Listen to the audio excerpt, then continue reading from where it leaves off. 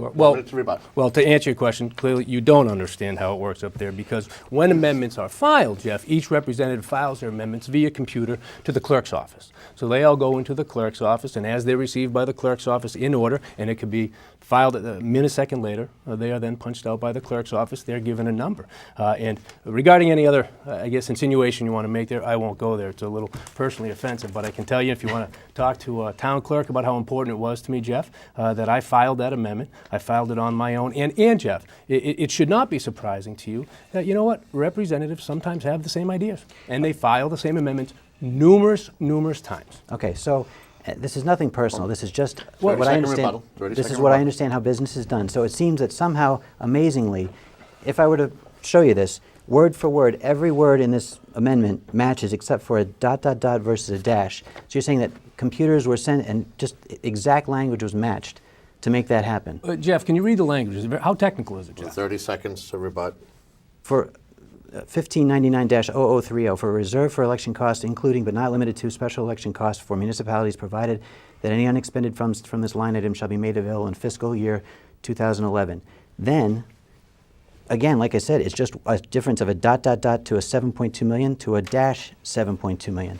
It just looks very difficult to understand that that would be, you know, a computer, that they could match that equally. Okay. Well, again, Jeff, you're wrong on that. You can read that, but the fact is we filed similar amendments, and I guess if mine was right before that, you'd have a problem with the Republican leadership filing that amendment, Jeff. I would actually say that Okay. it would be something that's not exactly, I don't know, I guess on the up and up. It doesn't seem right. Okay, let's move on to the next question, gentlemen.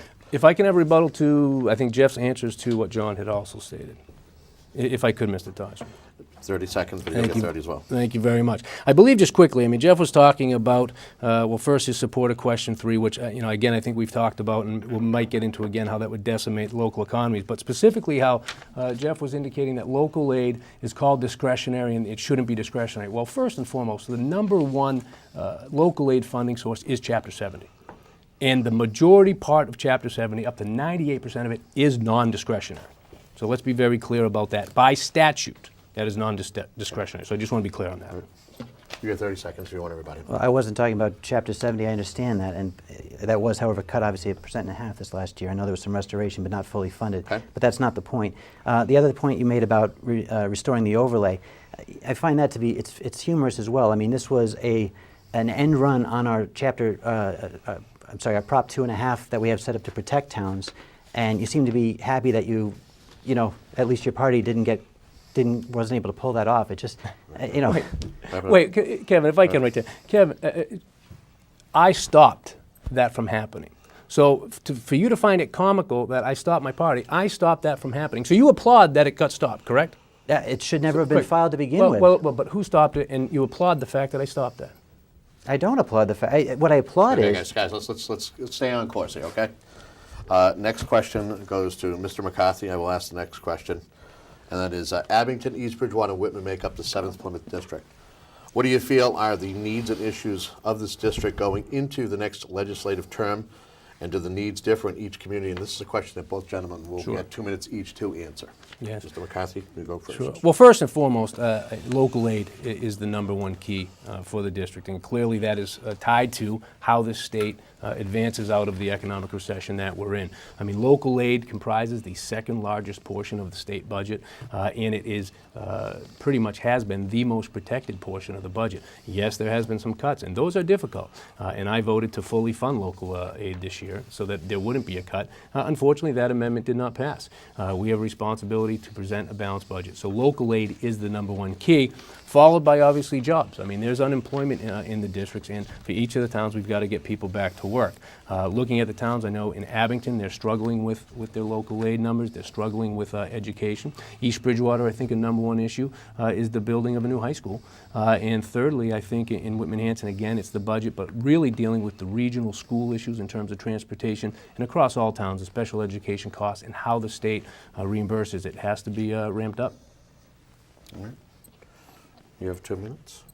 Well, really, again, my point is the same, that local aid is the key to making sure that our towns have the services we need. You look at Abington, they've had to close 2 schools. They've got a fire station closed. Whitman, we've had cuts to 40 teaching jobs lost. East Bridgewater, obviously, they're finally at a point where they are needing to replace their school. So, we need to make sure we get monies into the town so that these things can be funded, and we don't have to worry, again, as teachers, police, and firemen, don't have to worry about their jobs every year. And so that's why I think my goal of filing legislation to make a bill that local aid is a fully funded mandate is the most important thing. Now, I don't know, do I have a chance to rebut as well? Is that, no, well, he'll get a chance to rebut Oh, what you okay, say. You that's still fine. got another minute. No, well, that's really, it's what you the got? core of it, yeah. Okay. You have 1 minute to rebut, Mr. Diehl. Well, I think we're in agreement on local aid is important to the towns. I will say, it's interesting to hear Mr. Diehl talk about the high school in East Bridgewater, and that, he seems to be pleased that it's going forward, but yet just last August, Mr. Diehl's position was that the town of East Bridgewater would not support an override or a debt exclusion for a new high school. And he even indicated that even if the town did that, that the state MSBA didn't have matching monies. And the second part of that is completely wrong. And the first part of that is a little bit presumptuous for someone to say what a town will or will not vote for. But obviously, after a town meeting that voted, I think, 800 and something to 50 to make the initial payment to get that new high school, it's interesting to hear Mr. Diehl now being all in favor of it. Mr. Diehl, you get Yeah, to rebut? my saying that there's no support for a new high school, I find, again, let's see the facts. I don't know what you're talking about. I absolutely know that that is not my position, and I am glad that they're moving forward with a new high school. But my other point is, you're talking about protecting local aid, yet I have, again, you wanted to make sure I have proof, bills, House roll calls showing that you allowed the governor to make cuts to local aid, showing that you've cutting the Quinn bill funding. These are all things that go to making a bottom line loss of dollars for our towns. And on the Finance Committee, I see that. And that's what, again, prompted me to run and say, mate, let's make sure we get the dollars back to these towns first and foremost. Ken, sure. 30 seconds. Absolutely. Well, Geoff, again, back on August 25th, 2009, on your own Facebook, in your discussion section, it's since been removed, you wrote, it's no use looking to the past. The BFI landfill revenues is no longer an option, and it's clear that the town residents will not support an override nor a debt exclusion to build a new high school. Parentheses, and even if they did, the state school building authority does not have matching money available. Geoff, I have this. I know that town leaders in East Bridgewater observed this, they read it, and you did write it. Okay. Geoff, you get 30 seconds. I don't know if you're mistaking what I write to links that I may have. Again, if you can provide me that information, that'd be great. And, I'll provide it to the Enterprise and the Express also. That's great. Let's move on to the next question. That will be Mr. Graber. You'll ask the next question. Sure. It's Mr. McCarthy first? Mr. Diehl first. Oh, Mr. Diehl first.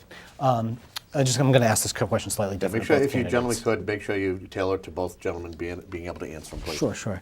One of the things that if you are elected as a Republican, you'd be in a minority party up on Beacon Hill. And I'm just wondering, how you're obviously, in order to be effective and in order to get things passed and to work with the legislature, you kind of have to work with a majority party, people that may not necessarily always feel the same way that you do about things. I'm just wondering sort of, how you would work with a majority party and in order to be effective, even though you're one of a very small amount of Republicans in the House. Okay. Well, the fact of the matter is I come from a Democrat household. My mother and father are Democrats. I formerly was a Democrat, and so it's not like I have major philosophical differences. I don't believe in what we need to do for our local level, and I am looking to work with people up there on Beacon Hill to make sure we get things done. Beyond that, what's my understanding that as the minority party, you have a much better chance of getting your pick of assignments to state committees, and so I'd like to make sure that I'm on state committees that I know will be able to get me to exact some change back to these towns in a positive way. And thirdly, I think that, again, ideas sell. Geoff Perry is a part of the Republican party, and he's obviously running for Congress now. The Perry Amendment has been picking up steam and getting more support over the years, including my opponent, who's now voted against it in '09, now voted for it this year. So it's picking up steam, and I think that good ideas, like the opportunity to make local aid a mandate, will sell up there. Mr. McCarthy, the way I'm just going to phrase the question slightly differently. do so. Yeah.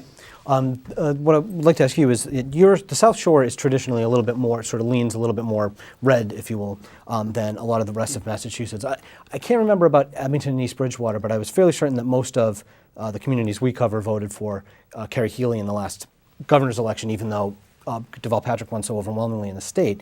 And I'm just wondering sort of how you would communicate with the members of your district that maybe are, Republicans or feel more conservatively about the issues than the majority and the leadership in particular on Beacon Hill. So how would you sort of represent their interests, as well as those of the majority party? Absolutely. Well, first, in terms of how do you communicate, we communicate every day. I mean, it's a very active district, which I think is great, and I hear a lot of different opinions on all the issues.